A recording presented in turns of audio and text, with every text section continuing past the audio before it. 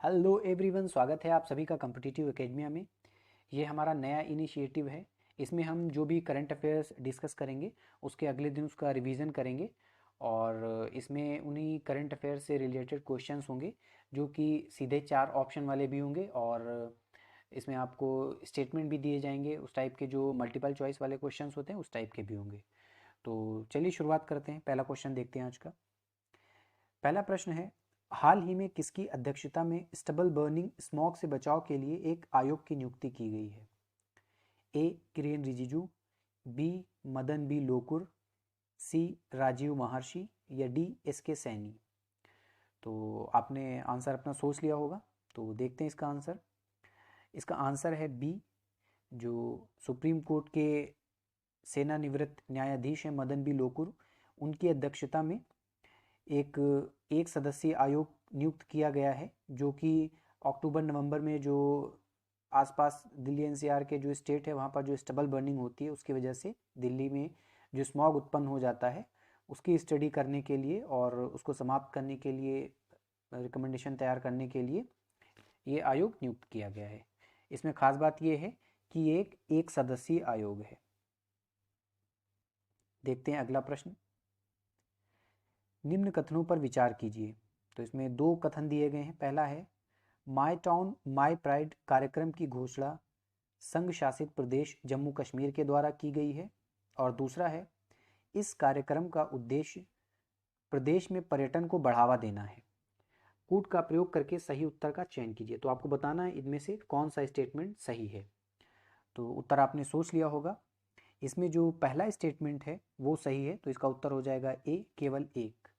इस कार्यक्रम का उद्देश्य पर्यटन को बढ़ावा देना नहीं है, बल्कि जो टाउन एरियाज़ हैं वहाँ पर जो बेसिक सुविधाएं हैं और जो गवर्नमेंट स्कीम्स चल रही हैं, इसके अलावा वहाँ के जो लोग हैं उनमें डेमोक्रेसी को मजबूत करने के लिए उनका सहयोग लेना, इससे रिलेटेड है।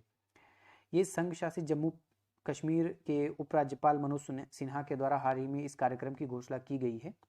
और इससे पहले जो बैक टू विलेज कार्यक्रम चल रहा था उसी के तर्ज पर इसे शुरू किया गया है, लेकिन बैक टू विलेज गांव के लिए था और ये शहरी क्षेत्रों के लिए। तो इसमें मुख्यतः 3 बिंदुओं पर फोकस किया जाएगा। पहला है कस्बों में सार्वजनिक पहुंच सुनिश्चित करना, यानी कि सारे जो टाउन्स हैं वो एक्सेसिबल हो सबके लिए, ईजिली वहां पर पहुंचा जा सके। दूसरा है ज़मीनी स्तर पर लोकतंत्र को मजबूत करना, यानी कि लोकतंत्र में लोगों को भागीदार बनाना, उन्हें जागरूक करना। और तीसरा है दरवाजे पर सेवा प्रदान करना, यानी कि जो भी सरकारी सुविधाएं लोग लेना चाहते हैं उन्हें वो डोर स्टेप पर प्रोवाइड कराई जाए। तो ये 3 मुख्य बिंदुओं पर फोकस करेगा। अगला प्रश्न देखते हैं। हाल ही में मिशन शक्ति नामक अभियान की घोषणा किसके द्वारा की गई है? तो उत्तर आपने सोच लिया होगा। इसका उत्तर है डी, उत्तर प्रदेश के द्वारा। हाल ही में उत्तर प्रदेश के जो मुख्यमंत्री हैं योगी आदित्यनाथ, उनके द्वारा जो महिलाओं के खिलाफ अपराध हो रहे हैं प्रदेश में उनसे निपटने के लिए एक 180 दिनों का एक अभियान चलाया जाएगा जिसका नाम है मिशन शक्ति। तो इसके अलावा इसमें उन्होंने ये भी घोषणा की है आगे जो पुलिस की जो भर्तियां निकलेंगी तो उसमें 20% महिलाओं को भी शामिल किया जाएगा, ये अनिवार्य उन्होंने घोषणा की है। साथ ही साथ जो प्रदेश के थाने हैं, लगभग 1500 से ज़्यादा पुलिस स्टेशन हैं, वहाँ पर एक महिला हेल्प डेस्क की नियुक्ति की जाएगी, हेल्प डेस्क बनाई जाएगी जहाँ पर महिलाओं से संबंधित जो भी समस्याएं हों उनका त्वरित समाधान किया जा सके। अगला देखते हैं। निम्न कथनों पर विचार कीजिए।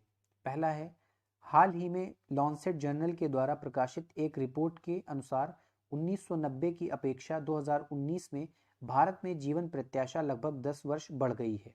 दूसरा है, इस रिपोर्ट के अनुसार केरल राज्य में जीवन प्रत्याशा सर्वाधिक है। कूट का प्रयोग करके सही उत्तर का चयन कीजिए। तो आपने अपना उत्तर सोच लिया होगा।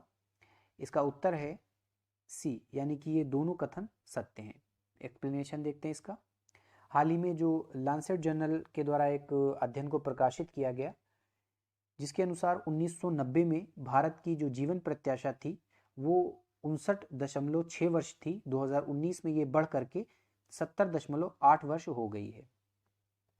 ये एक पॉजिटिव चीज़ है भारत के लिए, लेकिन ये भी देखा गया है कि अलग अलग जो राज्य हैं वहाँ पर जीवन प्रत्याशा में काफ़ी अंतर विद्यमान है। तो ये एक नेगेटिव इम्पैक्ट, एक नेगेटिव एस्पेक्ट है इस रिपोर्ट का। तो इस रिपोर्ट का नेगेटिव एस्पेक्ट नहीं है, बल्कि भारत के बारे में एक जानकारी दे रही है। तो इसमें यह भी दिया गया है कि केरल में लोगों की औसत उम्र 77.30 वर्ष है। ये भारत में सर्वाधिक औसत उम्र है। जबकि जो उत्तर प्रदेश है वहाँ पर 66.9 वर्ष है। अगला देखते हैं, भारत के द्वारा काइलो क्लास की पनडुब्बी INS सिंधुवीर किस देश को सौंपी गई? तो उत्तर आपने सोच लिया होगा। इसका उत्तर है ए। भारत ने काइलो क्लास की पनडुब्बी INS सिंधुवीर ये म्यांमार को सौंपने की घोषणा की है, और ये म्यांमार को प्राप्त होने वाली पहली पनडुब्बी है। भारत ने इस पनडुब्बी को 1988 में रूस से प्राप्त किया था और इसे रिफर्बिश्ड करके भारतीय नौसेना में सम्मिलित किया था। इसके अलावा म्यांमार के बारे में कुछ जानकारी देख लेते हैं। म्यांमार की राजधानी नेपिता है, और म्यांमार में ही सितवे पोर्ट का निर्माण भारत कर रहा है।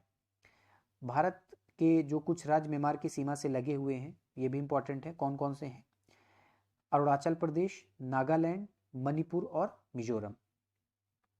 अगला देखते हैं, निम्न कथनों पर विचार कीजिए। पहला है, हाल ही में खाद्य सुरक्षा एवं मानक प्राधिकरण यानी कि FSSAI ने वसायुक्त खाद्य पदार्थों में ट्रांस फैट की सीमा को 2022 तक घटाकर 5% करने का निर्णय लिया है। दूसरा कथन है, खाद्य सुरक्षा एवं मानक प्राधिकरण एक वैधानिक निकाय है।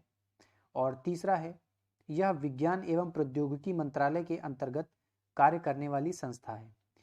तो निम्न में असत्य कथन हैं, आपको इसमें से बताना है असत्य कथन कौन से हैं। तो आपने सोच लिया होगा। इसमें जो पहला और तीसरा कथन है वो असत्य है, तो पहला और तीसरा कथन असत्य हो जाएगा। इसका आंसर हो जाएगा डी। इसका एक्सप्लेनेशन देखते हैं। खाद्य सुरक्षा एवं मानक प्राधिकरण ने वसायुक्त खाद्य पदार्थों में ट्रांस फैट की सीमा को 2022 तक अधिकतम 2% तक करने की घोषणा की है। तो वर्तमान में ये 5% है जो प्रश्न में दिया गया है। जो 2022 तक निर्धारित की गई है वो 2% की जाएगी। इसकी स्थापना केंद्र सरकार के द्वारा खाद्य सुरक्षा और मानक अधिनियम 2006 के अंतर्गत की गई थी। अतः यह एक वैधानिक निकाय है। यह भारत सरकार के स्वास्थ्य एवं परिवार कल्याण मंत्रालय के अंतर्गत कार्य करता है। तो अगला देखते हैं। तो आज के डिस्कशन में इतने ही प्रश्न थे। तो चलिए मिलते हैं कल कुछ नए प्रश्नों के साथ। तब तक के लिए धन्यवाद।